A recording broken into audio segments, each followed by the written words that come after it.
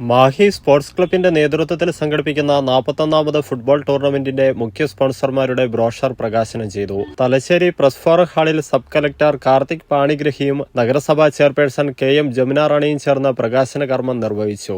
ഫെബ്രുവരി 8-ന് ആരംഭിച്ച് 23-ന് അവസാനിക്കുന്ന ടൂർണമെന്റിൽ 16 ടീമുകൾ മാറ്റുരയ്ക്കുന്നു. വിജയികൾക്കുള്ള ഡൗൺ ടൗൺ മാൾ ട്രോഫിയും സൈലം ഷീൽഡും, റണ്ണേഴ്സ് ലക്ഷൈവി സലോൺ ട്രോഫിയും, മെൻസ് ക്ലബ് സാലൻ ഷീൽഡിനും വേണ്ടിയാണ് ഈ പ്രാവശ്യത്തെ ഫുട്ബോൾ ടൂർണമെന്റ്. സംഘാടക സമിതി ചെയർമാൻ അനിൽ വിലങ്ങിൽ, KC നിഖിലേഷ്, ജയരാജൻ അടിയേരി തുടങ്ങിയവർ സംബന്ധിച്ചു. ഫെബ്രുവരി 8 മുതൽ 23 വരെ മാഹി പ്ലാസ്ത ആംസിലാണ് ടൂർണമെന്റ് നടക്കുക.